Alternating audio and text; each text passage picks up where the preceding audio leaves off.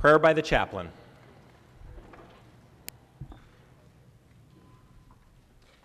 Thank you. It's an honor and privilege to be here with you this afternoon. Our oldest son serves in the United States Army and has been deployed 4 times as part of the 101st Airborne, 3 tours in Iraq and 1 in Afghanistan. Each time people have asked my wife and I how we deal with this. Our answer has always been, we pray a lot, and we kindly ask you to do the same.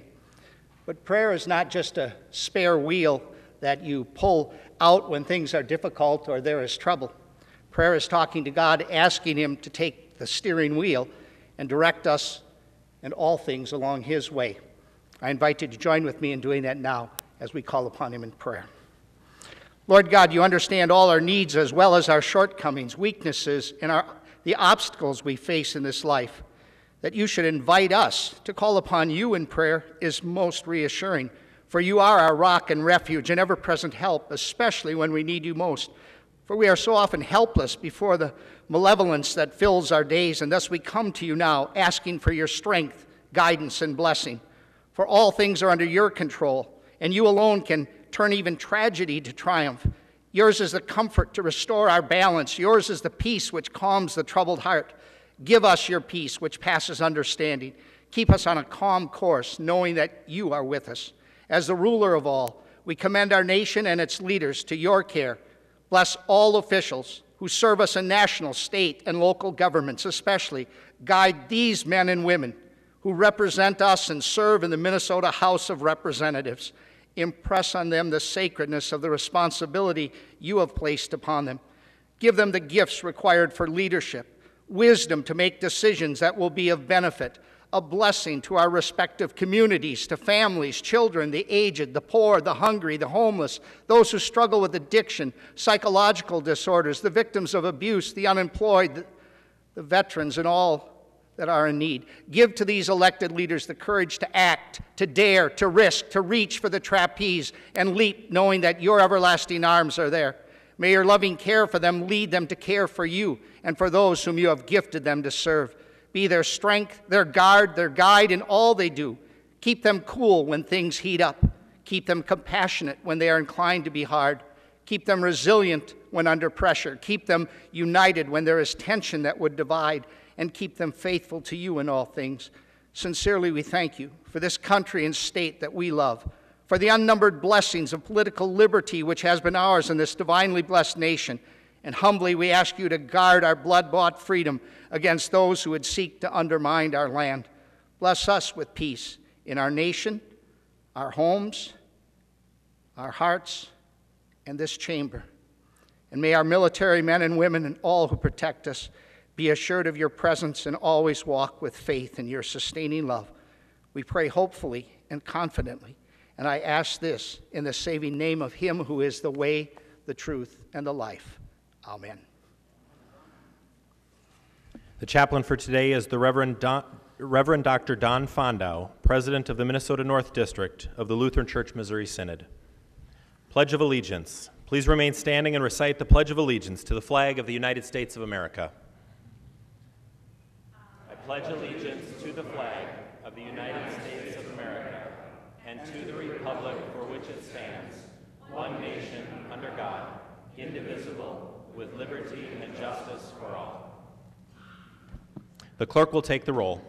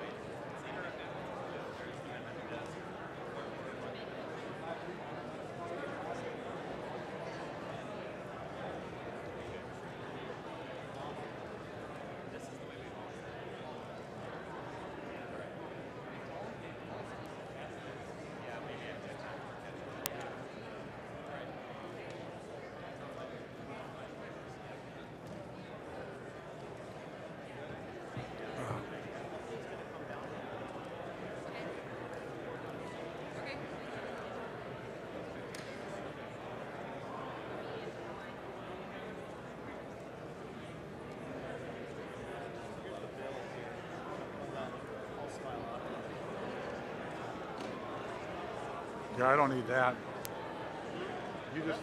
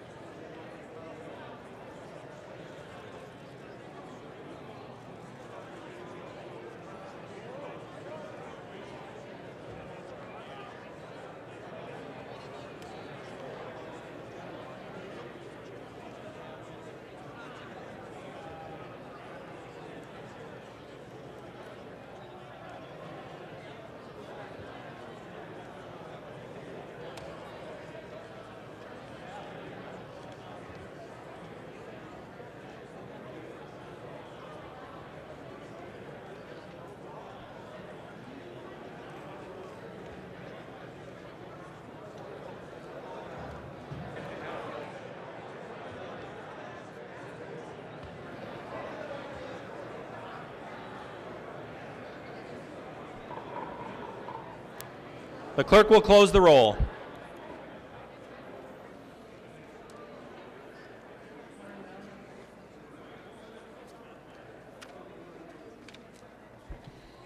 A quorum is present. The clerk will read the journal of the preceding day. Journal of the House, 89th session, 16th day, St. Paul, Minnesota, Wednesday, February 18th, 2015. If there's no objection, further reading of the journal will be dispensed with, and the journal will be approved as corrected by the chief clerk. Hearing no objection, the journal is approved as corrected by the chief clerk. Reports of standing committees and divisions. A copy of this order of business has been placed on each member's desk. If there's no objection, the reports will be adopted. Hearing no objection, the reports are adopted. Second reading of House files. Second reading, House File number 2. Second reading. Introduction of bills. The following House files have been offered for introduction today. The chief clerk will report the House files and give them their first reading. Introduction and first reading of House Files 1051 through 1108. Introduction and first reading, House Files 1051 through 1108.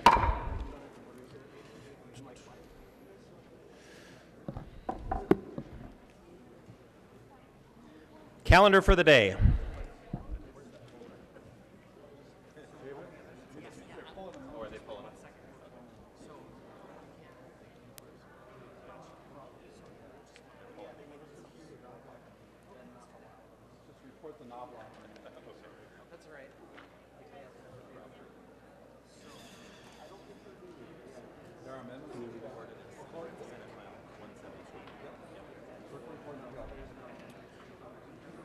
The first bill on the calendar for the day is Senate File 174. The clerk will report the bill. Senate File number 174, an act relating to the financing and operation of state government. There is an amendment. The clerk will report the amendment. Knoblach moves to amend Senate File 174, the second engrossment as follows, and the amendment is coded DEA 264. The member from Sherburne, Representative Knoblach. Thank you, Mr. Speaker, members of the House. Members of the House, this is the House language that we are substituting into the Senate file that came over from the Senate. And I know we've got a couple of other amendments here that we're going to be dealing with, but just briefly, I think it would make sense for me at this time to actually run through what is in the House bill. Members, as I think everyone knows, this is the deficiency bill. This is a bill to fund a few agencies that for various reasons need funding or they will not be able to make it to the end of this fiscal year ending June 30th. In the Department of Human Services, there is $246,000 for the Minnesota Food Assistance Program.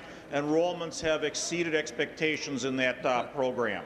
The state hospital in St. Peter is by far the largest appropriation in this bill at $10,437,000. They have accrued significant additional personnel expenses because of some court orders and license orders that they're under. Because of some other security situations there, they've also been forced to spend some significant funds on upgrading security for the staff, for example, additional cameras in hallways. The Health Department members has $2,891,000 dealing with the Ebola issue that came to fore last fall, $891,000 for the Health Department itself in the extra expenditures that they incurred, and $2 million for health providers across the state that are identified in the bill for the expenses that they incurred in getting ready in case we did have an Ebola epidemic in Minnesota. We have funds. Members, we have $69,000 in general fund money and about $500,000 in other special fund money for overtime and additional compensation for conservation officers of the Department of Natural Resources. We have $1,350,000 for the Minnesota Zoo, an amount that's down $150,000 from the original request, which the zoo has agreed to after we had some additional scrutiny of that particular program. And then there's a reduction, members, of $40,000 to the three agencies that did otherwise not get reductions: the Department of Human Services, Department of Health, Department of Natural Resources. This, members, was added in as a amendment by Representative Drazkowski in Ways and Means to reflect the approximate amount that the commissioners of those departments were getting in additional pay increases underneath the salary increases we learned about from the governor after the bill had been introduced. Members, I'd appreciate your support on this amendment to substitute the House language. Any discussion on the motion to substitute the House language? Hearing no discussion, all those in favor of the motion signify by saying aye. Aye. Opposed, same sign. Motion prevails.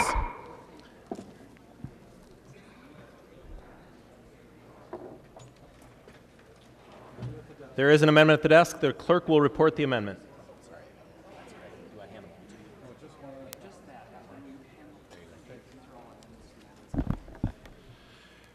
Peterson moves to amend Senate File 174, the second engrossment as amended as follows, and the amendment is coded A28.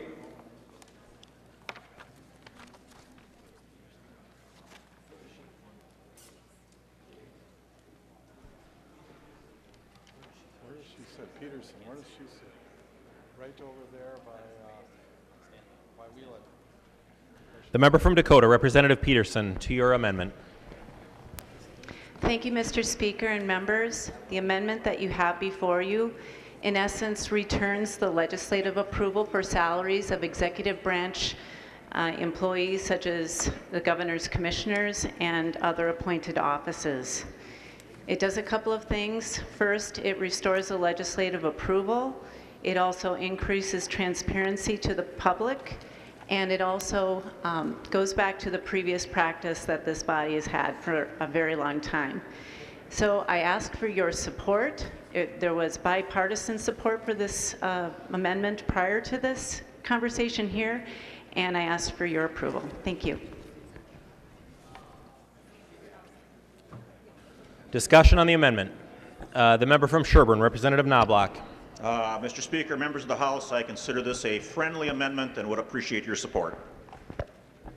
Further discussion on the amendment. The member from Olmsted, Representative Liebling. Thank you, Mr. Speaker. Would Representative Peterson yield to a question? She will yield. Representative Liebling.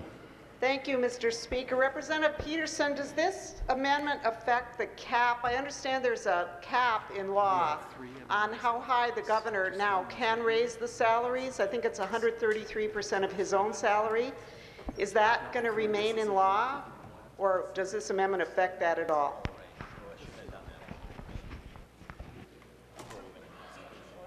Yeah. The member from Dakota, Representative Peterson. Thank you, Mr. Speaker. Representative Liebling, this bill does not address that provision, so that provision remains. The member from Olmsted, Representative Liebling. Thank you, Mr. Speaker. So, Representative Peterson, even if we adopted this so that the legislature has to approve it, it still can't go above 133%. So it seems to me that this is kind of much ado about nothing. I don't know if you want to respond to that. I'm not really asking you to yield, but I mean, it just seems to me that it doesn't even do anything, because already, with or without this, the salaries can't go above 133%. There is an amendment to the amendment at the desk. The clerk will report the amendment. Knoblach moves to amend the Peterson amendment to Senate File Number 174 as follows, and the amendment to the amendment is coded A55. The member from Sherburne, Representative Knoblach. Thank you, Mr. Speaker and members. I think now is an appropriate time to take up the A55 amendment to the amendment. This basically does two things. First of all, it conforms with the language that the Senate put on to the deficiency bill last week, in that what will happen is, and it does that, and then it establishes effective dates. Let me explain exactly what this means in terms of the amendment. The commissioners that have received pay increases upon the effective date of this law will no longer be given those salary increases. So the salary increases the governor had handed out will now effectively be withdrawn. Those commissioners will go back to their old rate of pay. They will go back to their old rate of pay until the end of the fiscal year, as had been proposed in the Senate. Then as of July 2nd, 2015, right after the start of the new fiscal year, the governor will lose his authority that was given him in the last 2 years to unilaterally, by just giving notice to the legislature, increase his commissioners and other salaries. So I know there's been a great deal of discussion about the size of the governor's salary increases. A lot of people have been concerned about that. A lot of people, particularly I think on our side of the aisle, have been concerned about this change in long-standing tradition of the legislature that was changed a couple years ago, where the governor was given sole authority to increase commissioner salaries. With this amendment and with the Peterson amendment, we'll now have that authority back, and the raises that were granted by the governor to his commissioners will be decreased back to where they had been. Discussion on the amendment. The member from Hennepin, Representative Thissen. Thank you, Mr. Speaker. I'd like to ask for a roll call. Roll call has been requested. Seeing 15 hands, there will be a roll call. Any further discussion on the amendment to the amendment? Seeing no further discussion, the clerk will take the roll.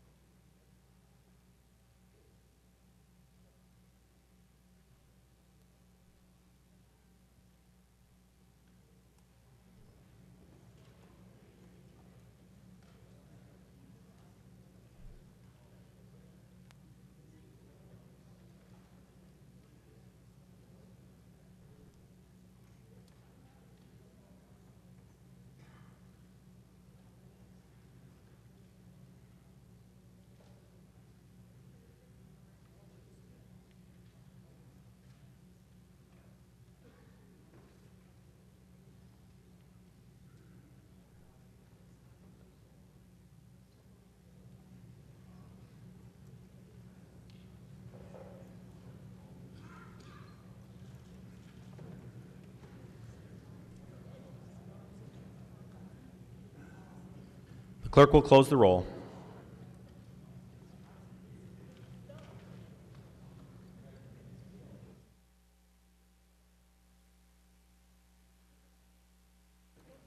There being 99 ayes and 27 nays, the amendment is adopted. There's another amendment at the desk. The clerk will report the amendment.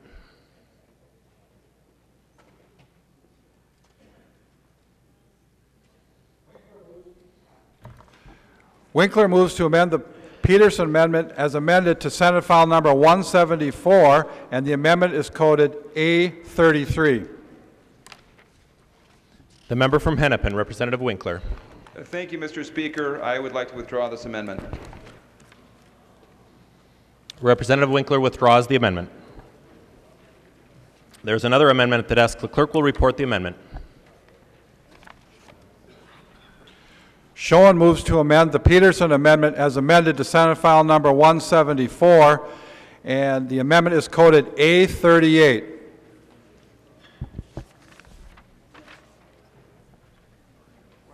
The member from Washington, Representative Schoen.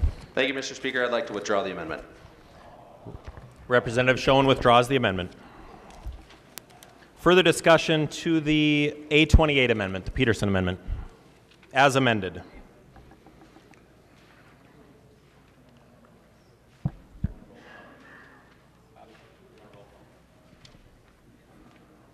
Seeing no further discussion, all those in favor of adoption of the A28 amendment signify by saying aye. Aye. Opposed, no. No. Motion prevails, and the amendment is adopted. The clerk will give the bill its third reading. Third reading, Senate File Number 174, as amended.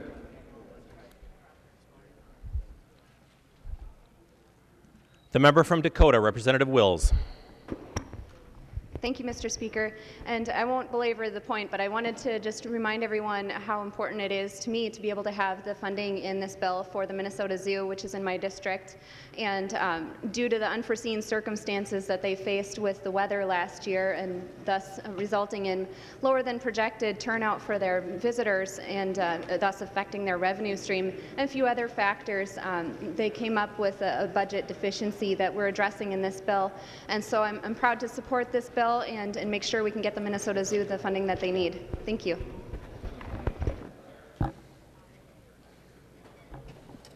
The member from Hennepin, Representative Dean. Thank you, Mr. Chair. And will the Representative Willis yield to a question? She will yield. Representative Dean. So I guess my question to Ms. Wills, in 2014, you voted against supporting the zoo for capital investment for what would be an investment for the state, and now you're speaking in favor of supporting. Point of order, Mr. Speaker. Representative Anderson, for what purpose do you rise? Mr. Speaker, I raised for a point of order, and somebody's going to have to help me out here, but I know in Masons we don't allow for the questioning of a member's motives, and I believe that just happened here. And if you give me a moment, I can find it. So. No, I can't ask that. At this point, we'll just remind members to remember that the bill before us is what's being debated here and not the personalities of those here in the chamber. Representative Dean. Thank you, Mr. Chair. So let me go quickly to my question. Have you had a change in heart since 2014? The member from Dakota, Representative Wills. Point of order, Mr. Speaker. Representative Anderson, state your point of order. Mr. Speaker, I found it. It is motives of members. It is on Section 125 of Masons, and personalities not allowed in debate. There's also Section 124 of Masons. In a debate, a member must confine remarks to the question before the House and avoid personalities. Thank you. I'm going to decline to rule on this, but I will remind members that the personalities here are not what's being debated, and the motives of our members are not what's being debated. It's the issue before us. So I'll return to you, Representative Dean. If you have a question about the bill, you have the floor. Not at this time, Mr. Speaker. Thank you. Further discussion on the bill as amended.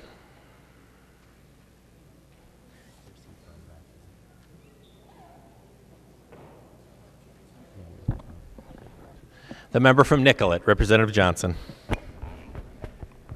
Thank you, Mr. Speaker and members. It's my desire to talk about the bill itself. There's been a lot of politics surrounding this bill, and it's raised those politics, I think, have raised a lot of eyebrows across the state of Minnesota, but nowhere more than in St. Peter, Minnesota. And the eyebrows are raised really because of the delay in getting this bill to the floor. So this is a good day in St. Peter, because the $10.4 million in the deficiency payments are flat out needed. I want to remind you, and it's my assessment, and I think it's really fair to say that the Security Hospital in St. Peter is one of the most challenging places to work in Minnesota, arguably the most challenging place. And I would also argue that it's also one of the most complex places to manage in Minnesota. And finally getting this funding to St. Peter is going to help us address those deep challenges that we have. The money's being used to improve, was used and will continue to be used to get after a very challenging problem related to safety and security for the patients who are in the hospital and certainly our state employees who work there. The job's not done. I'll warn you folks, there's still more to be done. But this bill's important to taking the step to continuing the work that we are doing to make sure that our state employees have a safe workplace and our patients are safe. So I'm looking forward to voting for this bill, and I know my neighbors in St. Peter are looking forward to the funding coming home. Thank you very much. Further discussion on the bill as amended.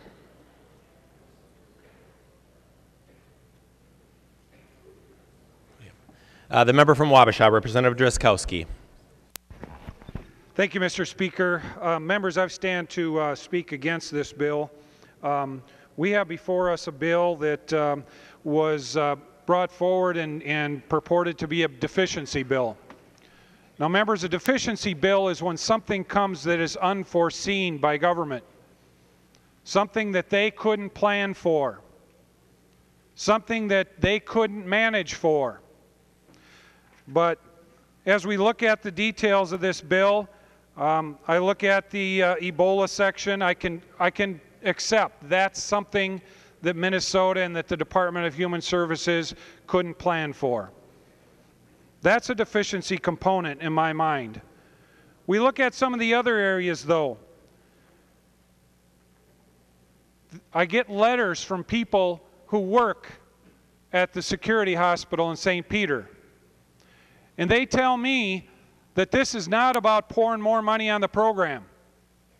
This is something that has been happening for a long time, that the agency should have had a better sense of what was going on, and that pouring another $10 million, or what I think it's $10 million, onto the problem is not necessarily going to solve the issue. We have before us more requests from the Department of Natural Resources, who came to us in 2012 telling us that they needed more money from the people of Minnesota in the forms of fees. We raised the fees in order to accommodate their requests for more enforcement officers. We had the governor and we had the legislature approve, we had the governor and the unions approving union contract increases, huge increases the last biennium. We remember that. About half the employees got a 7% increase over 2 years. The other half got about a 14% increase over 2 years. And what do we hear from the DNR? But we need more money because the compensation is costing us too much. We didn't plan for these compensation increases. The Minnesota Zoo, it's the same thing. They need more money for compensation than we gave them in the full 15% increase in the size of state government that we saw in the form of an increase the last 2 years. We gave them the hugest increase in the history of the state of Minnesota. And they said they need more and they couldn't plan for it with that huge increase. Members, this is not a deficiency bill. This is a mismanagement bill. We have agencies before us represented here who did not manage for the realities that they knew were before them, and that we hired them, the people of Minnesota hired them to plan for. And then we have the governor coming and raising their salaries by huge increases when some of them are mismanaging their particular departments for our state. Members, it's time to say no to some of this. And I understand the broker deal that came as part of this proposal. And actually, some of it improved. We put the, thank you, Representative Knoblach, for your leadership. Thank you, Mr. Speaker, for your leadership.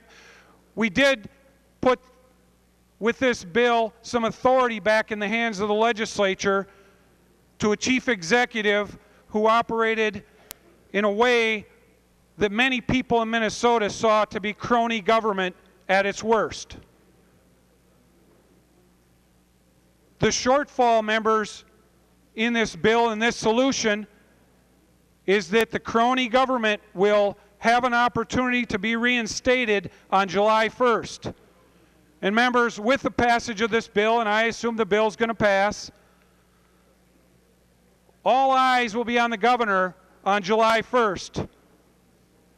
The question will be, will the governor again enact huge salary increases to his political appointees who are not hired or brought forward through a selection process because they are the best in the field, because they've been interviewed and they're the best chief executive for their area. These are political appointments who knew the salary for the entire duration of their term when they agreed to take the position. So members, it's with mixed emotions as I look at this bill. As I mentioned, there were some improvements in it, but on balance, it is not the bill that is in the best interests of Minnesota. It is not the bill that encourages our government to offer restraint and strength in its management of its agencies.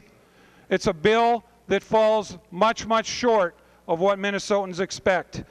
And I encourage you to vote no on this particular bill. Thank you, Mr. Speaker. The member from Dakota, Representative Hansen. Thank you, Mr. Speaker and members. I want to take a moment to recognize our conservation officers, peace officers who are out doing the work. Representative Drazkowski, they've already done this work. This bill compensates them for the work they've already done. Not what the governor did or not what somebody else has done, but what the conservation officers, the folks who enforce our game and fish laws, protect the resource for Minnesotans, what they've done. What they've done, not what they're going to do or what they will do, but what they've done. And so they're out there when we may have our head on the pillow tonight, sleeping soundly, and those conservation officers are out there enforcing against poaching, taking of the game and fish that belong to all of us, protecting our waters, rescuing people, being involved when there's an incident or an accident that might be out in our state parks or trails. So I hope, Representative Drazkowski, you're not being critical of the folks who do that work. The work that's already been done that this deficiency bill is providing for. The member from Washington, Representative Dean. Thank you, Mr. Speaker and members, and I would like to speak in support of the deficiency bill, and in one specific aspect of that, and that is the hospitals of the state of Minnesota that stepped up in the Ebola effort. Very, very tragic situation happening in Texas, where we had folks with Ebola showing up at the hospitals. We had to immediately respond to that in Minnesota and all across the country. What are we going to do? The federal government didn't really know how to handle this. Our hospitals stepped up like they always do to address this very difficult problem. What do we do when patients come, and how do we treat them? How do we know if they have this? We really don't know. We have to monitor them. So our hospitals actually stepped up, trained their people, developed protocols, and did this. And as Representative Drazkowski correctly points out, That is an unforeseen condition that no one would have known was going to happen, but this happened. And it's for reasons like that that I think governors really do need authority and to go out and to be able to respond to emergencies in our agencies and to be able to respond to try to correct these things and to keep the government serving the citizens of the state of Minnesota. But what happened this year was we had a deficiency bill come through, and at the very same time, we had a governor that unilaterally decided to raise the salaries of the very highest paid people in the government, unilaterally. So on the one hand, we're saying that we can't keep our hospitals open, our zoo, we're going to have to not feed the animals, as what was brought up in the committee by one of the members and was later corrected by folks at the zoo.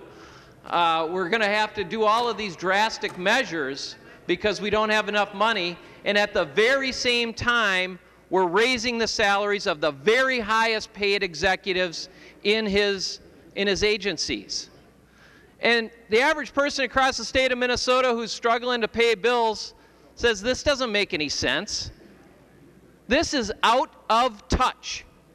This is out of touch with my daily life in Minnesota. And that's what we've come to see. And we saw the embarrassment on the cover of the paper every day when the leadership, when the governor and the leadership in the Senate can't agree. That gets sideways. It winds up on the front page of the paper. We all go home to our districts and they say, what is going on down there? You guys are so out of touch. How can you be that out of touch with Main Street in your district? Well, we need to return to a time when we give governors broad authority to be able to respond to these emergencies, when they can shake hands with the leaders of the legislature and make a deal and come here and we can back them up. That's what I want to see. I want a deal that I can back up and I can take home to my district. And I want a governor and I want leaders that can shake hands and make a deal and put the best interests of Minnesota first and not embarrass the state of Minnesota, embarrass this legislature with this kind of behavior.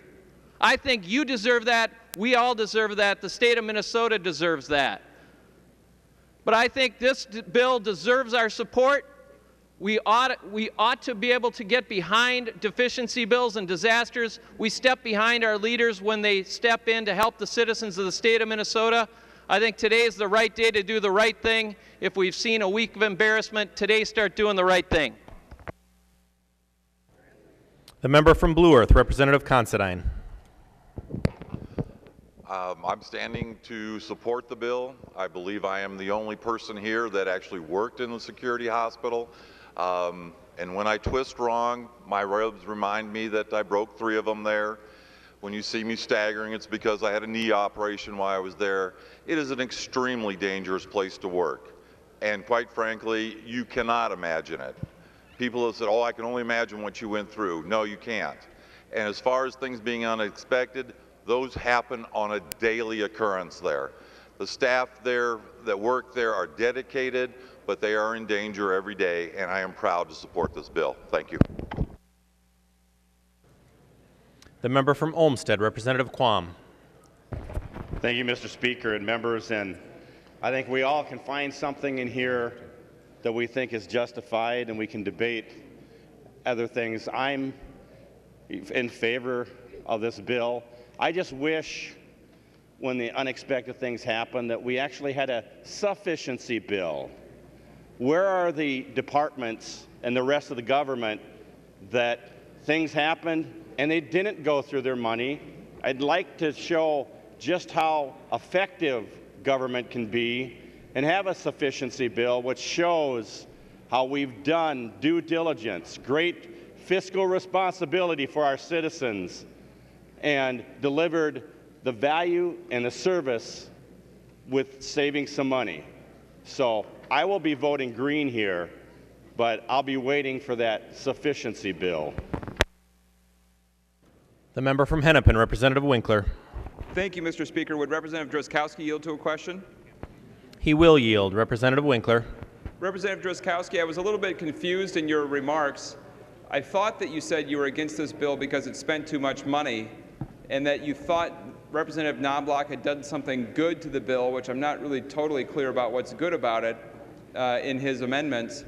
As I read this bill as amended for passage today, the legislature is authorizing the governor to make a pretty substantial pay increase for commissioners this year. Isn't that correct?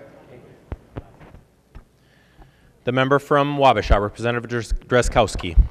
Thank you, Mr. Speaker, and thank you, Representative Winkler. As I understand the bill here today, the bill doesn't affect the governor's authority to do it. It simply limits it after the 2nd of July and leaves open current authority that the governor has.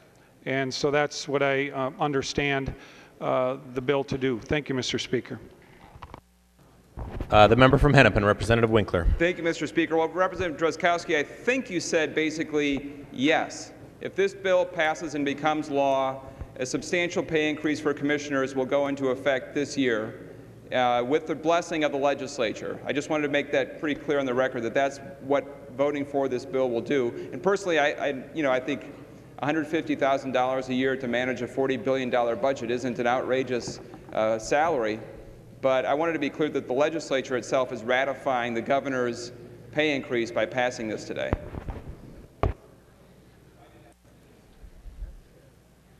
Further discussion on the bill.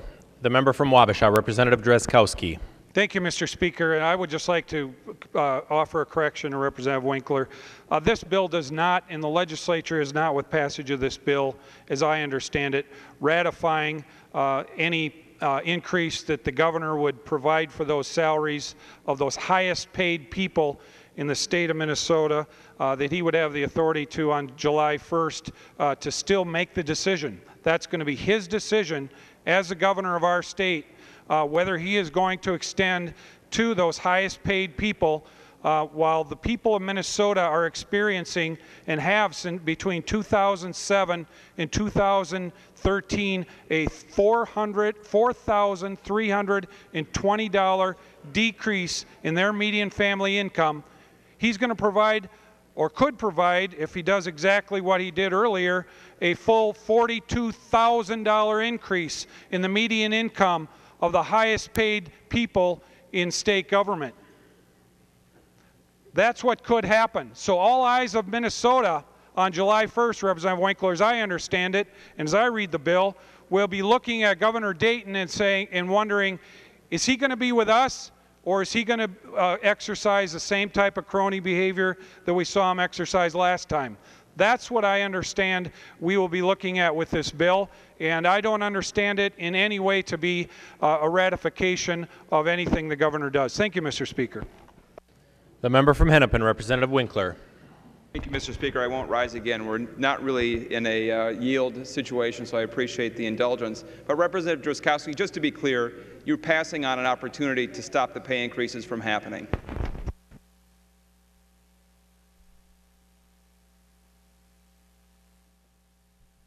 The member from Sibley, Representative Gruenhagen. Thank you, Mr. Speaker. Would the author of the bill, Representative Knoblach, yield for a question? He will yield. Representative Gruenhagen. Representative Knoblach, does this bill in any way affect the governor's authority, which he currently has, to give a raise to his commissioners? We don't have anything to do with that in this bill. This bill simply moves the authority back to us to approve future raises after this 6-month period. Is that correct?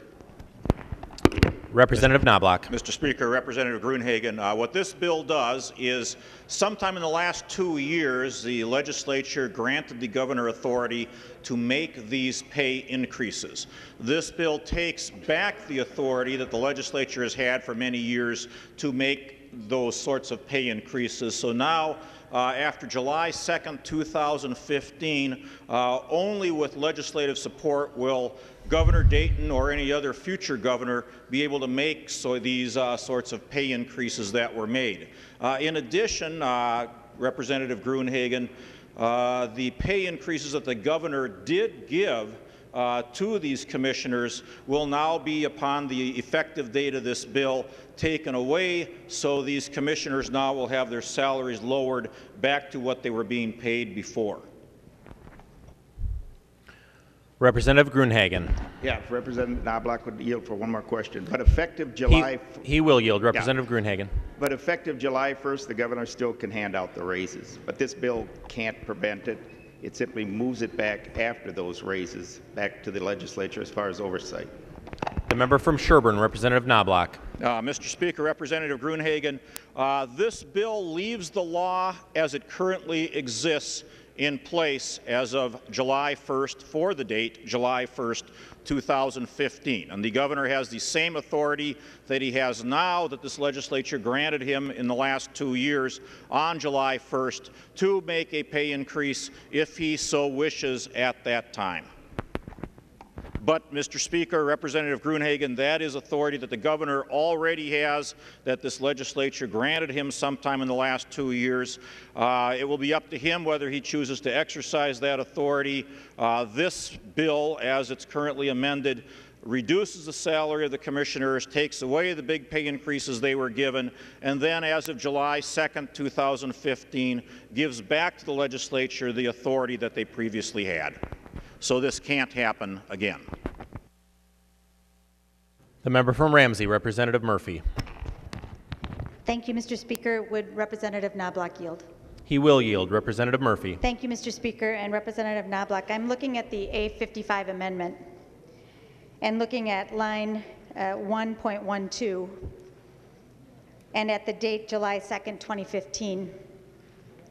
And my question for you is, if the date were July 1st, 2015, would the governor then have the ability or authority to raise pay?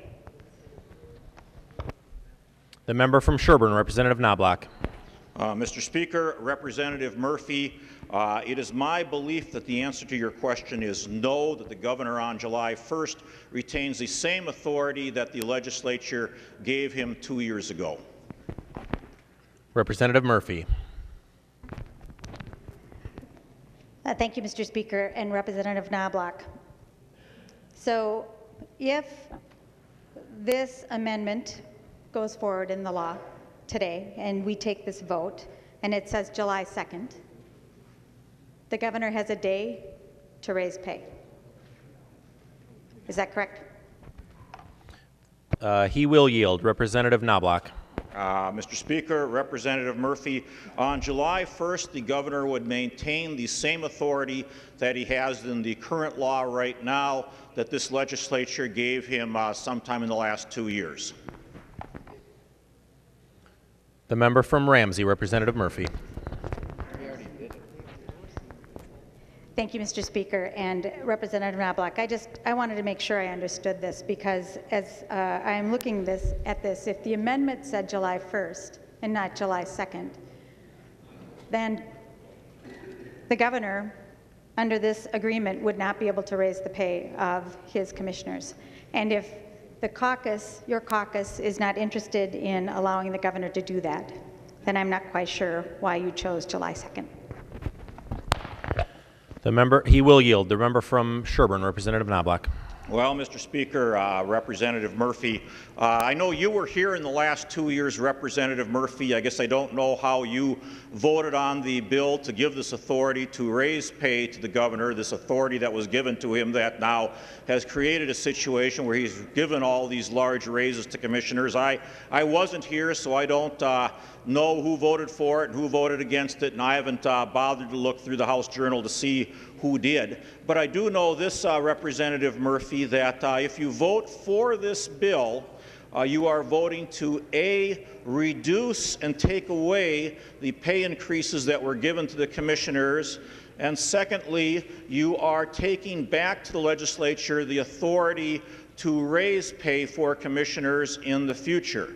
If you vote against this amendment and this bill, Representative Murphy, you are letting the governor's pay increases stand as they are. And so I think people need to be really clear about what the vote is. The vote to vote no is to let the pay increases stand as they are, let these big pay increases stay in place. The vote for the bill is to take the pay increases away from the commissioners, give the authority back to the legislature. The governor will have the authority that this legislature granted him on July 1st to do what he wants, but members, by voting for this bill, you are taking away the pay increases that the commissioners have been given, and you're taking away the authority that the governor was given by this legislature. Further discussion on the bill? The member from Hennepin, Representative Thissen. Thank you, Mr. Speaker. I guess first, in light of that last exchange, I would say I actually don't have to look through the House Journal to know, Representative Knoblach, that you voted to raise your own pay in the past. Just so that's clear for everybody. But here's the deal. I think Representative Knoblach is actually misinterpreting this bill. What is happening is the governor has voted to increase this pay of the commissioners. The same commissioners actually that responded, as Representative Dean, spoke so strongly about, that responded to that Ebola crisis. Commissioner Ellinger, Commissioner Jessen, as that was happening, they were putting in 24/7 to make sure that we were able to respond to that. But we can set that aside for a moment, I suppose, in the rhetoric that we have here. But what this bill does is the governor has raised that pay. And on July 1st, that decision of the governor to raise the pay goes back into effect. On July 2nd, you can't stop them. Any further increases will come back to this body. But let's be very clear. You're freezing them in the language for a particular period of time, from day of enactment to June 30th. On July 1st, the decision the governor already made to raise pay goes back into effect. That is what that's what's being ratified when you vote for this bill today. So we can kind of dodge around with nice, tricky answers, but let's be clear that that's what we're voting on today. But more importantly, what we're voting on today, we've been asking for over a month to pass a deficiency bill. It's a bill that is the easiest bill in the state legislature to pass, and traditionally has been the very easiest bill. It's a no-brainer of a bill. And yet it has taken 4 weeks to pass. 4 weeks for it to come around to actually getting money so we don't have to close the door to St. Peter Hospital. 4 weeks to get the money that Representative Dean says is so important, and it is important, to get out to our hospitals and to get to our Department of Health for responding to the Ebola crisis. If this is the direction that this legislature is going to take on the easiest bill in the world to pass, I am extremely worried about what's going to happen in the next several months, about how this legislature is going to be operated and actually work on behalf of the people of Minnesota. We should have taken up this bill when we rose for an urgency 4 weeks ago. We would have gotten this bill passed and avoided all the drama and not worried about St. Peter closing its doors, which is, imminently going to happen. So members, I hope as we move forward, we can actually do the work of the people of Minnesota, not get involved in playing politics about potato fields up in the northwestern part of this state, not play politics about any other number of issues, and actually do the work of the people of Minnesota. We should have passed this bill 4 weeks ago. We're passing it today. That's great. I'm glad we're finally getting this done. But I hope in the future we actually get our work done in a professional way and we don't have to worry about these kind of games in the future. The member from Hennepin, Representative Peppin. Thank you, Mr. Speaker, and Minority Leader Thissen. That was quite the speech. I appreciate your wanting the urgency on the deficiency bill. Unfortunately, you may recall last week when the governor and the majority leader in the Senate had a little falling out. The Senate is the one that put the bill on, held the bill up, and thanks to our speaker, who was able to work with the two members who apparently the two members of the same party who aren't apparently able to get along. Thank you to the speaker for being able to broker a deal. Let's be very clear, members. The reason that this came before us is because the governor, after the DFL-controlled legislature granted him the authority last year, 2 years ago, to single-handedly raise commissioner salaries, he did just that. And then Senator Bach came along and showed us just a little bit of fiscal restraint. Luckily, the Speaker came in and was able to broker a compromise on this bill so that we could move forward with the deficiency bill. And members, I'm going to vote to support this, and I hope you'll vote to support this bill today. But thank you, Mr. Speaker. Thank you, Representative Knoblach, for your work on this. Thank you, Representative Peterson, for your common sense amendment on this. This bill does some good things. I think the funding for the security hospital in St. Peter is important. The Ebola funding is important. And more importantly, what this bill does, and why I think it's such a good bill for us today, is it restores the authority for the pay increases going forward to the legislature. And I don't know what kind of discussions were had over there, but some people made it seem on the other side as though we're doing something, that we're giving the authority of the governor to do something today. But let me be clear, nothing in this bill authorizes the governor to raise pay. That was already done. We're trying to come up with a compromise so that we can bring that legislative oversight back here. So what this bill does is it restores the legislative oversight, it temporarily freezes the salary increases, and it puts on a provision that Representative Drazkowski put that reduced the allocations made to the State Department based on these salary increases. So members, I think this bill deals with the deficiency issue in a responsible manner, and it brings some accountability back to the issue. It brings some sensibility back. So today, members, I hope you'll vote for this bill. Thank you. The member from Sherburne, Representative Knoblach. Well, Mr. Speaker, members of the House, I do support this bill. Hope you will support this bill. There are, as members of both sides of the aisle have said, some important things that are funded in this bill. And I guess with respect to my friend Representative Drazkowski, I wouldn't define a deficiency bill quite the way he defined it. I think I define it as a bill where we've got some agencies that need some more money for various circumstances that have arisen. This bill and the various pieces of the bill have been through all the relevant committees. The appropriations here have been scrutinized in some cases, such as the zoo. After further looking at it, we've actually slightly decreased the appropriation and decided that no, they didn't need as much money as we originally thought. In addition, members, this bill has, by what happened in the whole salary increase thing, kind of gotten a little sidetracked, gotten delayed because of the dust-up between the governor and Majority Leader Bach. But with the help of the Speaker and others, I think that we've got an agreement here that everyone can live with. By voting for this bill, you are decreasing the salaries that were raised, and you're taking the authority back to the legislature, which we've had for many decades, away from the governor, so that future governors cannot do this sort of thing again. So members, with that, I'd appreciate your green vote on this important bill. Seeing no further discussion, the clerk will take the roll on the bill.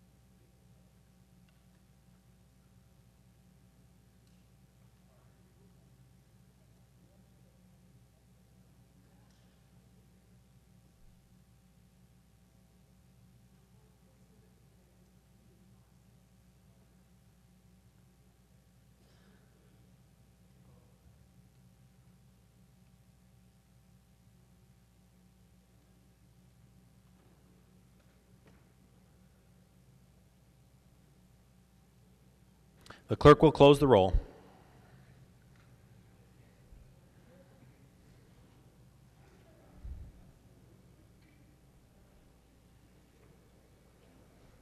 There being 106 ayes and 21 nays, the bill is passed as amended and its title agreed to.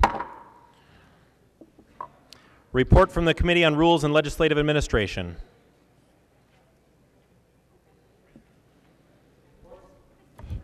Report from the Committee on Rules and Legislative Administration.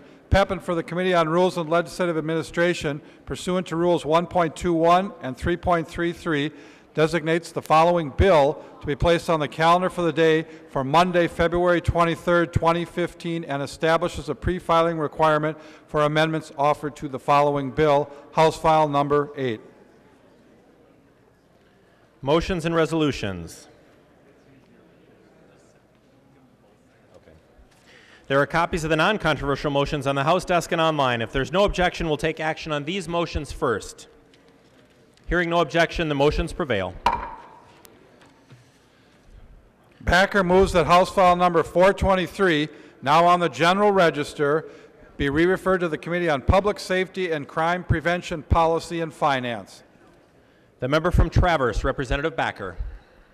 Mr. Speaker and members, this bill deals with public safety with EMS and ambulance, and we need to move this back to the committee for correct analysis. Thank you. Discussion on the Backer motion. Seeing no discussion, all those in favor of the Backer motion signify by saying aye. Opposed, say no. The motion prevails. Announcements.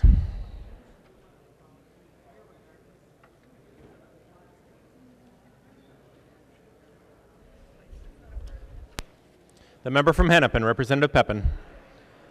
Mr. Speaker, I move that when the House adjourns today, it adjourns until 3:30 p.m. Monday, February 23rd, 2015.